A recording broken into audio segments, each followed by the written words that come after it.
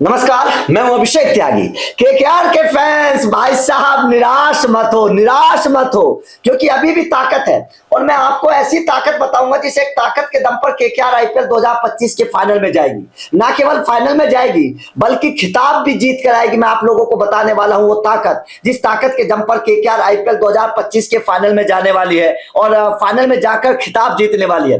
क्योंकि अगर आप अभी तक के केकेआर के मुकाबलों को उठाकर देखेंगे, अभी तक केकेआर ने जितने मुकाबले खेले हैं, 7 मुकाबले केकेआर ने खेले हैं, इन 7 मुकाबलों को अगर आप उठाकर देखेंगे तो दो चीजें साफ तौर पर समझ आती हैं कि केकेआर अभी तो पॉइंट टेबल में पिछड़ रही है। 7 मुकाबलों में से 3 जीत है और 4 हार है केकेआर की। जाहिर तौर पर पॉइंट टेबल में केकेआर नंबर 6 के तौर पर है, उससे नीचे 3 टीमें और है। लेकिन एक चीज प्लस पॉइंट है केकेआर की अभी भी कि केकेआर का नेट रन रेट प्लस में है। मतलब साफ है कि केकेआर के लिए ये बड़ी पॉजिटिव चीज है कि नेट रन रेट प्लस में है। लेकिन इसके अलावा केकेआर के लिए बड़ी खास बात है, बड़ी खास बात यह है कि केकेआर ने अपने घर पर, अगर मैं कोलकाता की बात करूं तो केकेआर ने एक तो रॉयल चैलेंजर बेंगलोर के खिलाफ मुकाबला खेला था, एक केकेआर ने सनराइजर्स हैदराबाद के खिलाफ मुकाबला खेला था जो जीत गई थी, एक केकेआर ने लखनऊ के खिलाफ मुकाबला खेला था जो केकेआर हार गई थी। और लगातार पिछले अगर मैं बात करूं तो पंजाब के खिलाफ केकेआर मुकाबला हारी, उसके बाद में चेन्नई के खिलाफ केकेआर मुकाबला जीती थी। ये चीजें ध्यान रखनी पड़ेंगी। मतलब एक मुकाबला जीत रही है केकेआर, एक मुकाबला हार रही है। अब जो मुकाबला है वो केकेआर की जीत का मुकाबला है, जो केकेआर जो मुकाबला खेलेगी गुजरात के खिलाफ। लेकिन यहां पर एक चीज समझनी पड़ेगी आपको। अगर मैं केकेआर के स्टैट्स में आप लोगों को ले जाऊं अभी तक आईपीएल 2025 में जो केकेआर की गेंदबाजी रही है, क्योंकि ये बात हकीकत है कि किसी भी टीम को गेंदबाजी खिताब जिताती है। बल्लेबाज तो केवल एक मैच जिताते हैं, खिताब तो गेंदबाज जिताते हैं। और गेंदबाजों ने अभी तक केकेआर के लिए अच्छा परफॉर्मेंस किया है।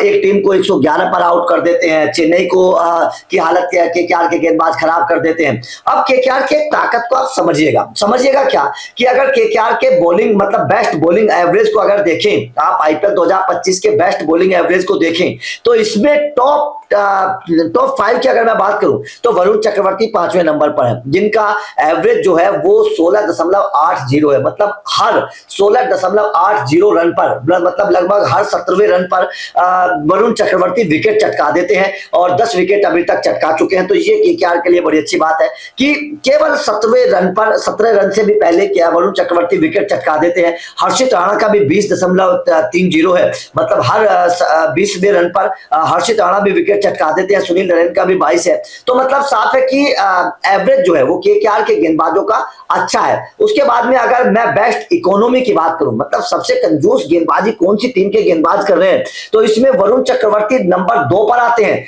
मोइन अली नंबर 1 पर आ रहा है। ये चीजें समझनी पड़ेंगी। मोइन अली का एवरेज मतलब इकोनॉमी जो है बहुत शानदार है। इकोनॉमी 5.38 की है। 3 मुकाबले अभी तक खेले हैं, 3 विकेट चटकाए हैं, लेकिन केवल 5.38 की इकोनॉमी से। मतलब मोइन अली बेस्ट इकोनॉमिकल गेंदबाज आईपीएल 2025 की लिस्ट में नंबर 1 पर है, नंबर 2 पर वरुण चक्रवर्ती है और नंबर 6 पर सुनील नरेन है। मतलब साफ है कि टॉप 6 की अगर मैं बात करता हूं तो केकेआर के 3 गेंदबाज हैं जो टॉप 6 में रैंक कर रहे हो। नंबर 1 नंबर 2 पर तो केकेआर के दोनों है, मोइन अली और वरुण चक्रवर्ती। तो इससे पता चलता है कि केकेआर की जो गेंदबाजी है वो खास तौर पर स्पिन गेंदबाजी वो कितनी शानदार है, कितनी कंजूस है और कितनी शानदार तरीके से गेंदबाजी केकेआर के तीनों स्पिनर कर रहे हैं, इससे पता चलता है। उसके बाद में बेस्ट बॉलिंग स्ट्राइक रेट पर आ जाइए, क्योंकि ये 3 चीज ऐसी होती हैं, एवरेज, इकोनॉमी और स्ट्राइक रेट, जिनसे गेंदबाजी की ताकत का अंदाजा लगाया जा सकता है। अब अगर आप बेस्ट बॉलिंग स्ट्राइक रेट की बात करेंगे तो इसमें भी आपके हर्षित राणा टॉप मतलब 8 में है, 8वें नंबर पर हर्षित राणा है। उसके बाद में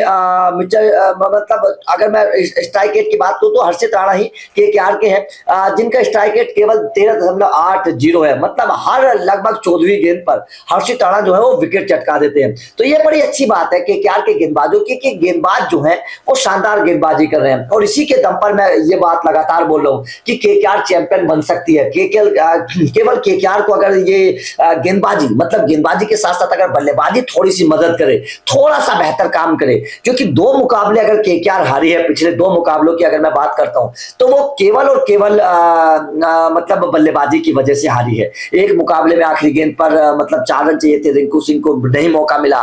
एक में आप 111 रन चेज नहीं कर पाते हैं, तो वहां पर बल्लेबाजों का फेलियर था।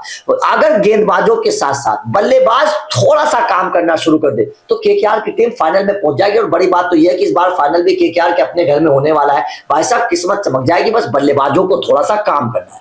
आपका इन आंकड़ों को लेकर क्या कहना है कमेंट करके बताइएगा। वीडियो अच्छी लगी हो तो लाइक और शेयर जरूर करिए, चैनल को सब्सक्राइब करिए, क्योंकि इस तरीके के फैक्ट लगातार मिलते रहेंगे। Thank you.